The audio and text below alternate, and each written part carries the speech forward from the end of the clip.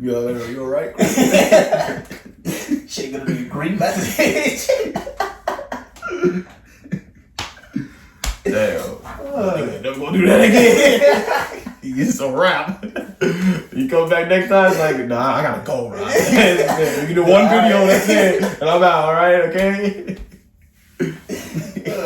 Actually, we only got 10 minutes, so let's pick it up quick. Courtney can't be late. Yo, if he's late, we gotta just go. We just go. Damn. Well, alright. That's good. What's good, y'all? I'm Rodney. I'm Court. And this is another episode of RJ. Oh, I'm sorry. I was. I heard the. I'm sorry. I heard it. I heard it in there. I heard the. And I'm like, damn. I'm sorry. I was still thinking about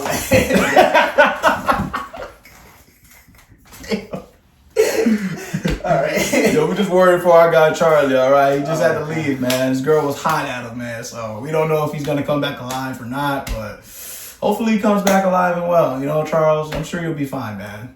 We just kept him here a little longer than she wanted, but that's okay. RJ relates, man. We tell her how it is. You didn't think we were gonna say nothing about that? No, we were gonna say something about it. I think he's alive, right? His body's gonna be in an unmarked grave, dog. That shit's gonna be scary. You're gonna see that shit on Dateline. He's gonna be alive. He's gonna be all right. No, that's a new Law and Order episode right there. No, he's gonna be alright. Alright. When some messages turn green. Damn. Watch me go on the news and it's a car crash. In 1998, here came the impossible. Lil boy was chosen, his life was not optional. So we tried to search for anything that was logical. He just found a world shockingly irresponsible, with people in it that never was held accountable. The world was smoking mirrors, definitely undeniable. Could he overcome it? It likely was astronomical. But if he really could, that boy would be unstoppable. Chosen boy for real. He went from his perspective. He was gonna kill anybody deceptive. Baby was so chill, growing into his own. Mama was so thrilled, the boy finally left home. Fresh up like he will, places in his zone. He was hungry for a meal, been starving for way too long. This reality, accepted it gradually. If you not the coolest, you gon' see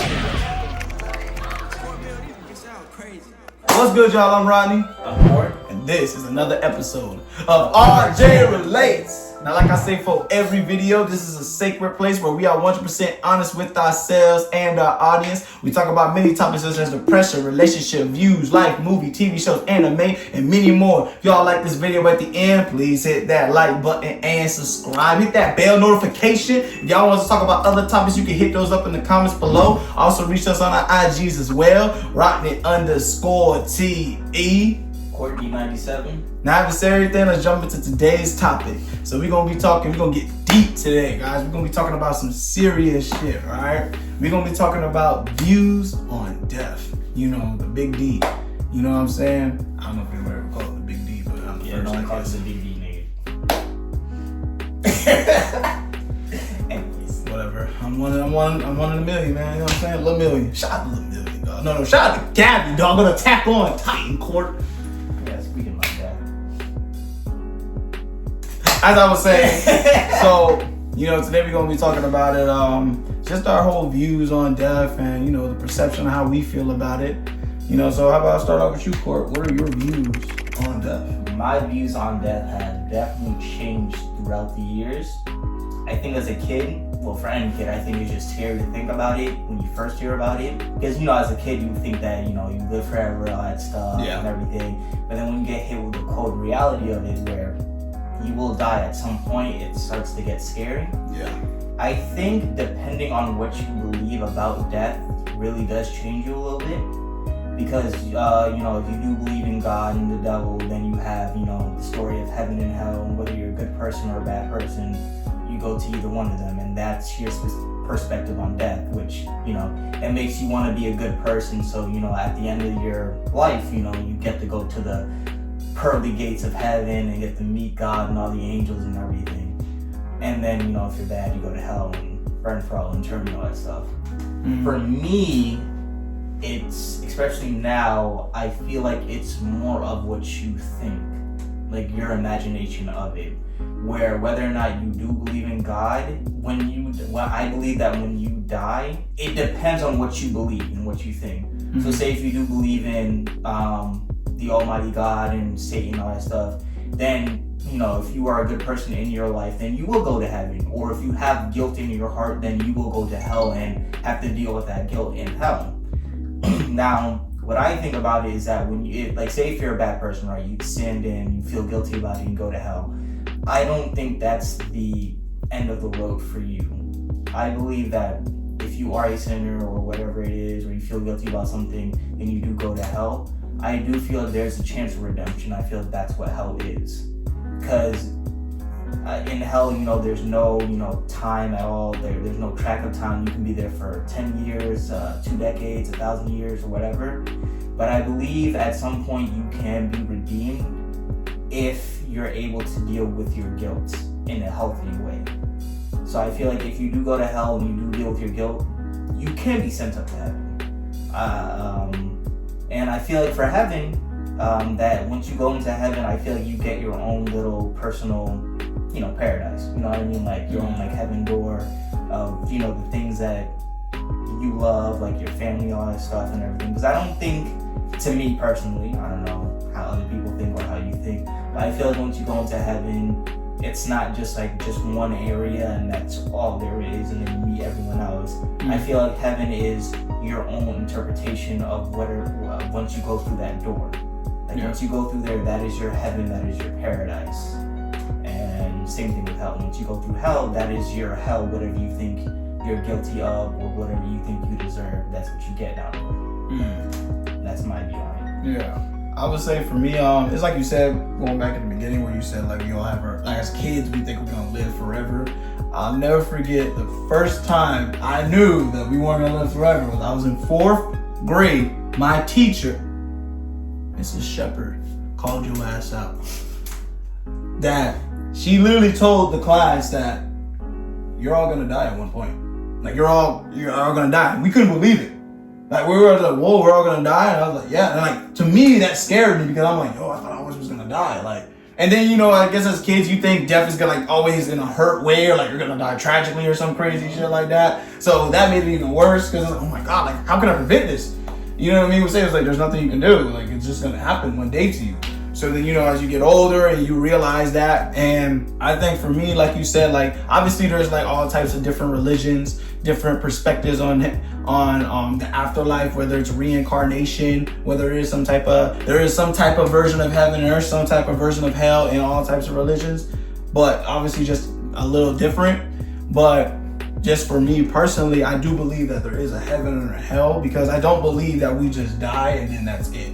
I feel like we're here for some type of purpose, for some type of calling. I don't know what personally, but I do believe it is something. And as you said, we're we go to heaven and we see the pearly gates and it's all happy and joy. I did like what you said about how when you go to hell, it may be a type of redemption thing. I never actually thought of that. I thought just you go to hell and that's it. You're burning for eternity and there's nothing you can do to change that. I do kind of believe that, but I do like what you said too. That could be a possibility as well, because maybe it is a redemption thing. Maybe it is, because at the end of the day, in Christianity, Satan, he didn't start in hell. He was up in heaven, and then because of all the sins he did, he went to hell.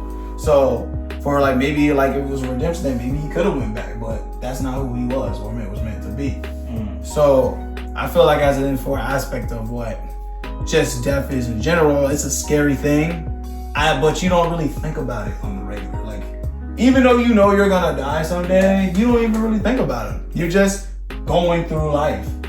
And if you low-key were to pause and think about it, it would low-key be kind of scary. Yeah, it would be, because I'm pretty sure there are times in people's lives where they're just by themselves, or there's just a moment in life, just a brief moment where man, I could just die, or what is death like? The scary thing about death is not even death itself, it's more of what you leave behind after death. Yeah. It's your legacy that you want to leave behind. Because sure, you die, but how do you want to die? How do you want to die, and how do you want to be remembered after death?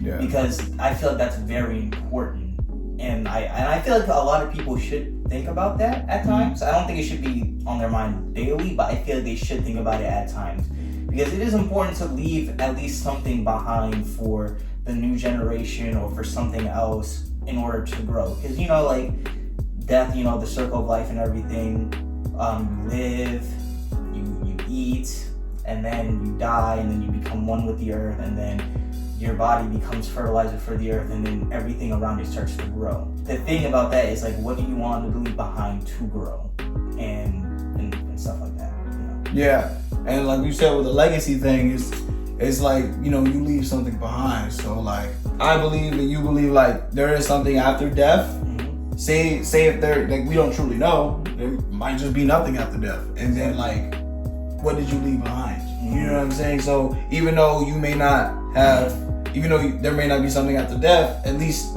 the life you left, you meant something. You did something for the world that will always be remembered in that time, or even after that time. Mm-hmm. So like, those are the things where it comes in with death. It's just, it's a peculiar thing that, you know, we just really don't know much about. And I also think too that even though you would like to die at old age, you never know. Like, we can all die at any time. Like, anytime, any place, anywhere. It's just what it is. Like, and that's also like a scary thing, you know, like for me, example, like I'm low-key scared to go on planes because I just feel like, you know, that shit go down, it's a wrap. There's nothing you can do about it. You know what I mean? And my dad, he'll say something like, well, if it was to go down, then like that was just your time. And then, you know, like, even though I low-key agree with that, but I low-key kind of don't, because it's like, no, man, I ain't going to plane, I want to live, man. It's like, what did you do to deserve to just die in that plane? Yeah, man, I go on the plane, I want to live. But like, I guess with that perspective, you could probably just, maybe you would have died in just a different way if it was truly your time. Yeah. So you can't help it, you can't escape it. So the thing, I guess, would be to just accept it, but never let it control you to the point of fear where you can't go on and move forward and stop you from doing certain things in life. I feel like there should be a healthy respect for it, because it is a natural, you know, part of life. I mean, you live, you die. I mean, it is what it is. And the thing about you saying about dying old, even that is scary, because like my mom, she's a nurse. She used to do hospice and all that stuff. And the people in hospice, there are people that are just mentally ill. They can't think for themselves. Yeah. Their brain is basically gone, basically mush and everything, and basically they're eating their own shit. They're doing weird things and everything. Even that is scary, because at that point you're losing yourself, and that is kind of basically like dying at that point. I would say that's even worse than death. Yeah. Like, I understand how people say, well, at least you're alive and everything. Yeah, you know, that's good and everything, but, you know, either have dementia or their mind is going away and they can't, like, retain where they are at that time. That right there is scary. That, I feel like, even though people say, oh, just be lucky you're alive, there are some things that are worse than death. Yeah. Like losing your mind, or something as simple as, like, say if like you're a pianist, right? And your whole life is playing the piano, but an accident happened and now you only have one arm or you have no arms. Yeah. People say, oh, at least you're alive, but at the same time, your whole life was playing the piano. Your whole purpose was playing the piano. That is basically a part of you that is dying, that is basically dead. Yeah. And at that point you have, you know, for some people it would feel like they have nothing else. Yeah. And that is a form of death. Even being forgotten is a kind of form of death. Like once you're all alone by yourself and everyone has left you, that is a form of death right there. Yeah. And I don't know. It's like the saying that a man dies twice. You know, when he's actually dead and then when he's forgotten. And I feel like that one like holds a lot of weight to it, because I feel like a lot of people do die and we do kind of, you know, depending on how close we are to that person, sometimes we don't like really think of it and all that stuff, but I don't know. But yeah, I totally agree with what you're saying. Like, there are certain times where like you may be put in a position where like you've had a whole life purpose, and now that whole life purpose is taken away from you, and it's like, how can you go on? Or you get old enough to the point where you have a condition where it's like, damn, what's the point of living or something? Or you can be young and get a condition such as cancer or any type of other terminal disease that can, you know, kill you, and it's just like, damn, like, it's hard to just keep moving on and going forward because it's, you're dealing with this stuff, and it is understandable how it's just like, how could you keep going on? How could you keep moving forward when you got those type of things in you? But I would say in certain aspects, I would say that you only have one life, and it may not be the best one, but it's all you got. And I would just keep fighting until I couldn't fight no more. You know what I'm saying? So I would just keep doing the best I possibly could until I couldn't. You know what I'm saying? So whatever I come across, whatever I do, I would just endure it until I couldn't no more. But I would do the best I could to make sure I could live the best life I could. No matter how bad it was, no matter how shitty it is or what it may become, I'm still going to try and fight. I'm still going to try and survive. And I'm still going to try to live for myself. You know what I'm saying? For me and for the, the people who love me, because, at the end of the day, you got people who care about you and would never want to see you go too soon, even though sometimes we can't prevent that. But if we could try to do the best we can to prevent that, I think it's worth a shot, and I think it's worth a go too. You know what I'm saying? So that's all I would say to that. So you know what I'm saying? So we all got our own perspectives on it. We all got our issues on it. But at the end of the day, just believe that you are special, you are important, and no matter what anybody tells you, you are the one. You're great in your own way. And if anybody don't tell you this today, I'll tell you, I love you, all right? I love you. I love you, Corey. I love you, Scotty. You know what I'm saying? I know I act like a clown on here, guys, but you know what? I can get real deep. I can get real talks. Sometimes when I be talking, I be like, damn, is this really me? But it is. So, you know what I'm saying? If y'all like this video, please hit that like button and subscribe. Hit that bell notification. If y'all want us to talk about other topics, you can hit those up in the comments below. Also, reach us on IGs as well. Rottnet_TE. Courtney97. And we'll catch y'all next time on RJ Relates. And shout out to Gabby on Attack on Titan. Shout out to Gabby. You know what I'm saying, Court? No, I don't know what you're saying. Really, nigga. I really don't know what you're saying. Shout out to Gabby. It's gonna be a story. That's what I'm saying. But Naruto has a point. I agree. Dragon Ball Z does not have a point. I They agree, can but- throw in anything in Dragon Ball Z. Oh, and it will. There's a ghost in here, dog. Like, what the fuck? You have a hard life, buddy. That's why we're here. I don't relate to that, RJ, but someone might. It's hey, yo, not you, it's me, alright? So, you know Whoa. what? I apologize for that, dog. I Alright. apologize. You're slick, dog. Little fake handshake you can't give me, bro. Look at me on there, but It's more. I think it's me on there. No, it's not Me me. on there? No, it's more. I think it's me. And then You you on there? can literally look at me right now. I mean, if you want to be proven fucking wrong, I you mean, can do you that. can put I it think you a joke. So Hey, babe.